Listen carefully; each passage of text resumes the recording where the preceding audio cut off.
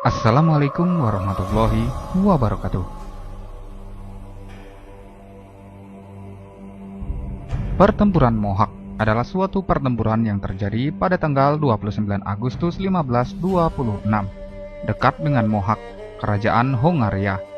Dalam pertempuran ini, pasukan tentara dari kerajaan Hongaria yang dipimpin oleh Raja Lajos II dikalahkan oleh tentara Turki Utsmani yang dipimpin oleh Sultan Sulaiman I. Untuk sebagian kalangan dari kaum muslimin, nama perang ini memang agak terdengar asing. Tak seperti Perang Badar ataupun Perang Uhud, yang namanya pasti sangat familiar di seluruh kalangan kaum muslimin. Namun tidak demikian bagi orang-orang Eropa, khususnya orang-orang Hungaria. Peristiwa ini akan selalu terngiang dalam ingatan mereka sebagai peristiwa yang menimbulkan trauma dan kesedihan yang mendalam, sekaligus menyalakan api dendam dan kebencian terhadap Islam secara umum dan kepada Utsmaniyah secara khusus, bahkan hingga hari ini. Battle of Mohawk merupakan pertempuran antara kekhalifahan Utsmani melawan koalisi pasukan salib Eropa terbesar pada saat itu. Perang Mohawk dikenal sebagai sebuah pertempuran terbesar antara koalisi Kristen Eropa melawan kekhalifahan Utsmaniyah, yang dimana perang ini hanya berlangsung selama 1,5 jam, dengan menelan korban jiwa sebanyak 50.000 orang di pihak koalisi pasukan Kristen. Sementara di pihak kekhalifahan Utsmaniyah, kurang dari 1.500 pasukannya syahid di medan perang. Perang ini berawal dari dibunuhnya utusan Sultan Turki Utsmani yang hendak mengambil jizyah dari Raja Hungaria saat itu, Raja Louis II, yang sudah turun-temurun sampai masa Sultan Salim I. Karena Raja Louis II merasa pengganti Sultan Salim I, yaitu Sulaiman Al-Kanuni, adalah anak belia berusia 26 tahun yang tidak mungkin bisa melawan dan tidak sekuat bapaknya, maka dibunuhlah utusan atas dukungan dari Vatikan. Setelah mendengar hal ini, Sultan Sulaiman Al-Kanuni marah besar karena merasa diremehkan dan direndahkan wibawanya oleh Raja Louis II. Lalu Sultan Sulaiman segera memerintahkan untuk mengumpulkan seluruh pasukan terbaiknya dari segenap penjuru negeri dan mendeklarasikan perang kepada Raja Hungaria dan kerajaan Eropa. Lalu ia mempersiapkan pasukan perangnya dan bergegas ke Hungaria dengan pasukan kurang lebih 100.000 mujahid dengan 350 meriam dan 800 kapal perang. Untuk mencegah datangnya bala bantuan Eropa dan mengamankan perairan Laut Mediterania, Sultan Sulaiman memutuskan untuk memimpin sendiri pasukannya yang akan berjihad menuju Hungaria dengan menempuh jarak sekitar 1.000 km untuk mencapai medan pertempuran. Pasukan Islam menaklukkan daerah-daerah yang dilaluinya, di antaranya Belgrade, ibu kota Serbia. Ini dilakukan untuk mengamankan jalur kembali ataupun jalur mundur pasukan apabila pasukan Islam tertimpa kekalahan. Sementara itu, di dataran Eropa, Vatikan segera memobilisasi pasukan Eropa begitu mendengar keberangkatan pasukan Utsmani. Maka terbentuklah koalisi pasukan salib yang terdiri dari Kekaisaran Romawi, meliputi Spanyol, Jerman, Italia, Belgia, Swiss, Belanda, Luxembourg, dan sebagian Perancis. Kemudian Hungaria itu sendiri, Slovakia, Rumania, Serbia, Kroasia, Polandia, Kerajaan Bavaria, negara-negara kepausan, dan beberapa negara lainnya. Terkumpullah 200.000 pasukan salib bersenjata lengkap dari koalisi negara-negara tersebut, baik infanteri maupun kavaleri. Pasukan salib Mohawk dipimpin oleh sejumlah panglima terbaik dari Hungaria saat itu, di antaranya Raja Hungaria Louis II dan Paltomori, seorang pastor yang memimpin salah satu bagian pasukan untuk menebarkan semangat dalam jiwa mereka. My brothers, soon you will have to fight. You will have to kill other human beings.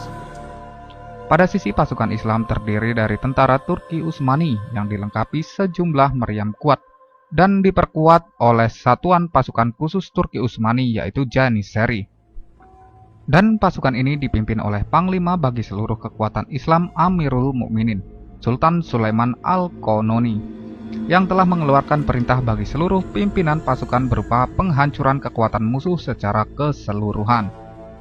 Hari itu Ahad tanggal 29 Agustus 1526. Kedua pasukan bertemu di sebuah lembah bernama Mohak, yang kelak menjadi nama pertempuran akbar ini, terletak 170 km selatan Budapest, ibu kota Hungaria saat ini. Setelah menghabiskan malamnya dengan ibadah dan munajat, pagi harinya Sultan mengumpulkan pasukannya seraya mengingatkan mereka agar selalu bersabar, tegar dan tawakal kepada Allah selama pertempuran. Menyadari bahwa pasukan musuh lebih unggul dalam jumlah, Sultan menerapkan sebuah strategi yang kelak akan menentukan nasib peperangan. Beliau membagi pasukan dalam 3 barisan sepanjang 10 km. Barisan pertama diisi oleh pasukan elit Janissary, kemudian barisan kedua diisi oleh pasukan infanteri dan kavaleri biasa, dan barisan terakhir diisi oleh beliau sendiri beserta pasukan artileri atau meriam. Pertempuran ini dimulai dengan majunya pasukan salib ke arah pasukan muslimin, dan strategi Sultan saat itu adalah membiarkan musuh maju perlahan ke medan pertempuran, sambil menarik pasukan Islam secara perlahan, sampai musuh memasuki wilayah jangkauan tembak meriam Turki Utsmani. Pertempuran dahsyat pun pecah selepas waktu asar.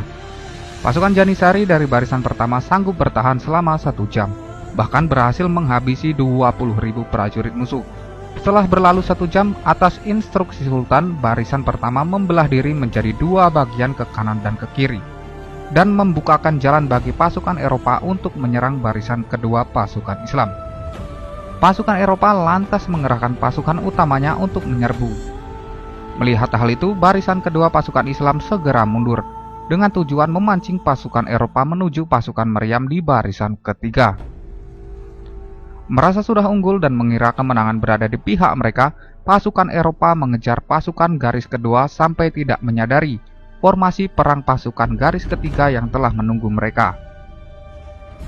Sebanyak 100.000 pasukan Eropa telah terjebak oleh strategi jitu Sultan, sehingga tanpa sadar mereka sudah berada di tengah-tengah meriam pasukan muslimin.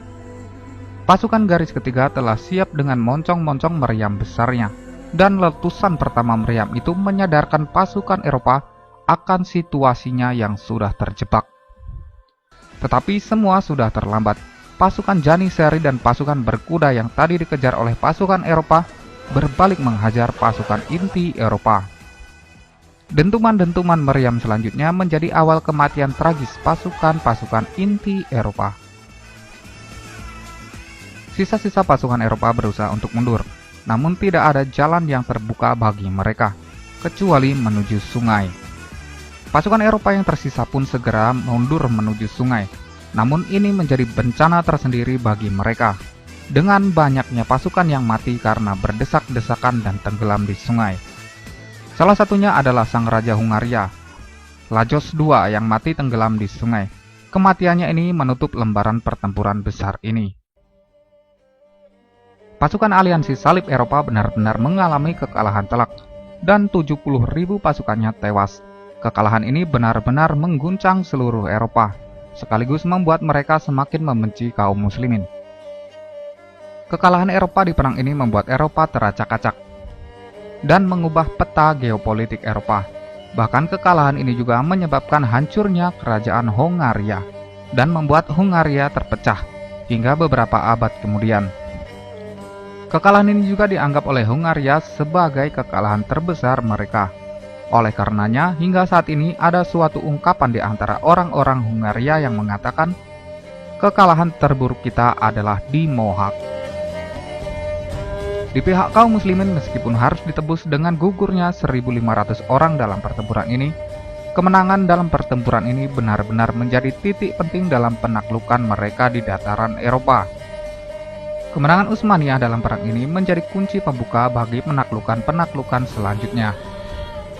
Hanya dalam tempo singkat pasca perang ini, Utsmaniyah berhasil menaklukkan kota-kota besar lainnya di Eropa. Bahkan 3 tahun setelahnya, pasukan Utsmani berhasil mencapai Wina, salah satu kota terbesar Eropa kala itu. Dan tak kalah pentingnya, kemenangan kaum muslimin dalam perang ini membuat izah dan kekuatan kaum muslimin semakin disegani dan ditakuti musuh-musuh Islam. Pernahkah kita membaca kisah pertempuran ini dalam buku sejarah sekolah? Para pemalsu sejarah tidak ingin kita membaca sejarah Islam selain kegagalan, kekalahan, dan perpecahan.